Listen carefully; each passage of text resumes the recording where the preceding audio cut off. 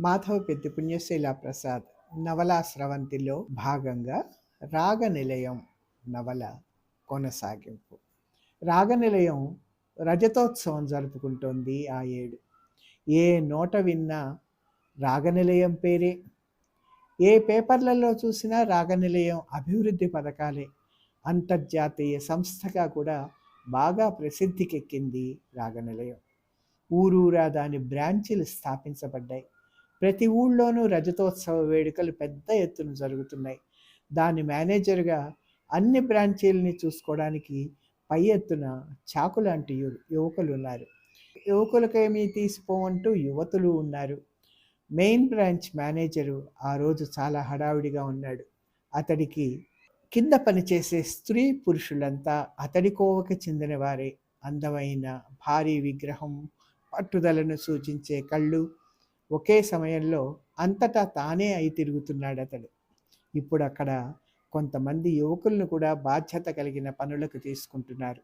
రజతోత్సవ సందర్భంగా పెద్ద ఎత్తున ప్లాన్ వేసి అమలు పరుస్తున్నారు. విదేశాల్లోనూ మన దేశంలోనూ ఉన్న 25 రాగనిలయ కేంద్రాల్లో నెలకొక కేంద్రంలో 5 రోజుల వేడుకలు జరుగుతాయి.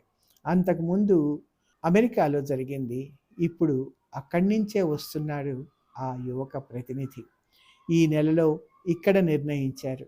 ఈ వేడుకలలో సాధ్యమైనంత వరకు రాగనిలయం యొక్క పనితనం అంతా కనపరచడమే వాళ్ళ ధ్యేయం. రాగనిలయం కళాకారుల వివిధ కార్యక్రమాలు జరుగుతాయి. ఆ రోజు మొదటి రోజు ప్రారంభోత్సవం.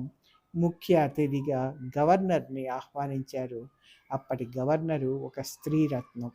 ప్రార్థనతో ప్రారంభమైంది కార్యక్రమం. ప్రారంభోత్సవం జ్యోతి వెలిగించడంతో జరిగింది. అనంతరం పుష్పమాలాలంకృతులను చేయడం.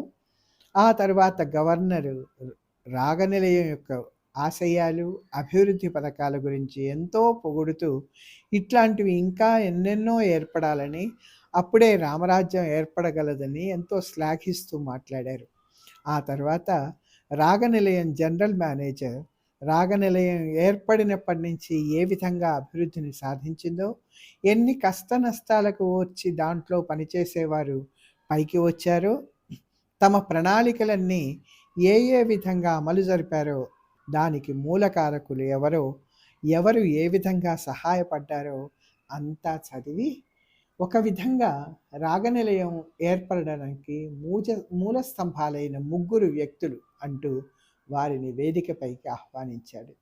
మొదట శ్రీపతి గారు, ఆ తర్వాత శ్రీమతి వాత్సల్య గారు, ఆ తర్వాత శ్రీమతి ముక్తాదేవి గారు. అసలు స్థాపన శ్రీపతి గారు, వాత్సల్య గారిదే అయినా ముక్తాదేవి గారు ఆ తదుపరి వారు కూడా జాయిన్ అయ్యి దాంట్లో ఒక భాగంగా కలిసి రాగనిలయం అభివృద్ధికి ఎంతో పాటుపడ్డారు. అంటూ ఉండగానే ప్రేక్షకుల హర్షధ్వానాల వెంట 3 వేదిక మీదకి వచ్చారు. రాగనిలయం స్థాపించి 25 ఏళ్ళు దాటినా వాళ్లలో ఉత్సాహము, కాంతి ఏమాత్రము తగ్గలేదు. వీరు చేసిన సేవలకి రాగనిలయం కట్టలేదు కూడా. అది ఎంతో అమూల్యమైనది. కానీ వీరి సేవకు చిహ్నంగా, గుర్తింపుగా రాగనిలయం వినయంగా స్వర్ణ పతకాలు సమర్పించుకుంటోంది. వీరి సహాయ సహకారాలు అట్లాగే కొనసాగుతాయని మేము రాగనిలయం ప్రతినిధులుగా ఆశిస్తున్నాం. భగవంతుడు వీరికి ఆయురారోగ్యాలు ఇవ్వాలని ప్రయత్నిస్తున్నాం, ప్రార్థిస్తున్నాం అంటూ ముగించాడు అతను. ఇప్పుడు గవర్నర్ గారు స్వర్ణ పతకాలు బహూకరిస్తారు. గవర్నర్ ఒక్కొక్కరికి స్వర్ణ పతకం అలంకరిస్తుంటే ప్రేక్షకులు ఆనందానికి మేరలేదు. హర్షధ్వానాలు మిన్నుముట్టాయి. మేనేజర్ కూడా చప్పట్లు కొట్టాడు. అప్పుడు వాత్సల్య మైక్ మీదకి వచ్చింది.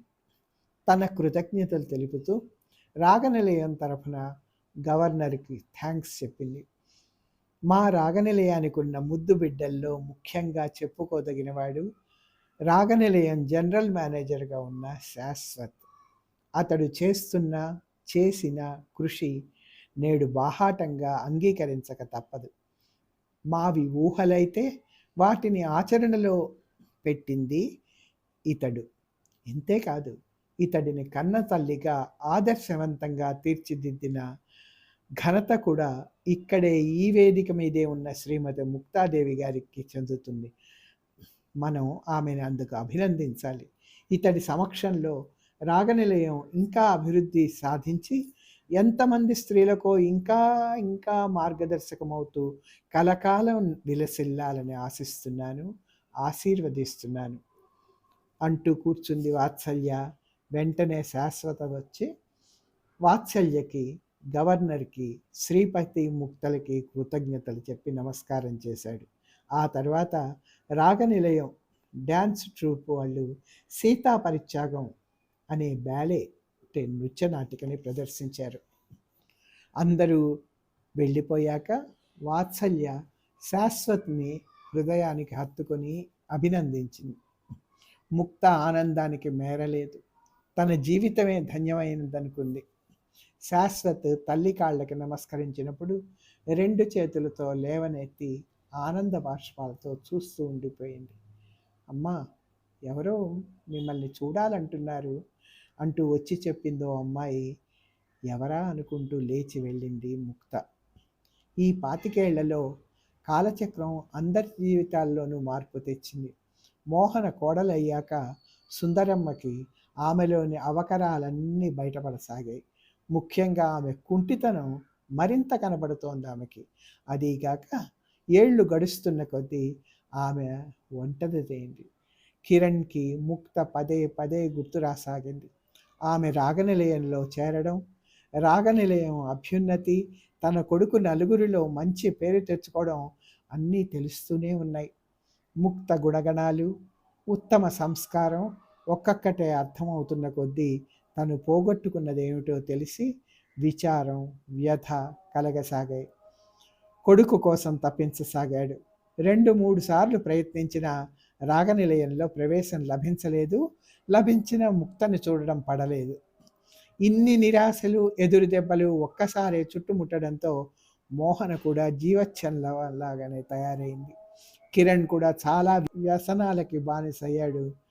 మోహనని వీలు దొరికినప్పుడల్లా గొడ్డును బాదినట్టు బాదుతున్నాడు. తల్లి ఇంకా సమిధలు వేస్తూనే ఉంది. అట్లాంటి సమయంలోనే ఆ రోజు మోహన రాగనిలయానికి బయలుదేరింది. ముక్త ఎవరొచ్చారా అని చూడ్డానికి వస్తే అక్కడ ఉన్నది మరెవరో కాదు, మోహన. ఇంతటితో ఈ నవల సమాప్తం. రచయిత్రి చిత్రీకరించినటువంటి పాత్రల ఔదాత్యం, వాస్తవ చిత్రీకరణ మీరు విన్నారు. అనుకోకుండా ఈ నవలానుబంధంతో పాటుగానే నవల అయిపోయిన తర్వాత మరో 2 కథలు వేరే రచయితలవి కూడా 2 పేజీల్లో ముద్రితమైనాయి. వాటిని కూడా మీకు చదివి వినిపించాలని ఉవ్విళ్ళూరుతున్నాను. మాధవ పెద్ద పుణ్యశీలా ప్రసాద్ గారి మరొక నవల ప్రారంభించే లోపల ఈ 2 కథలు మీ ముందుకు తీసుకొస్తాను.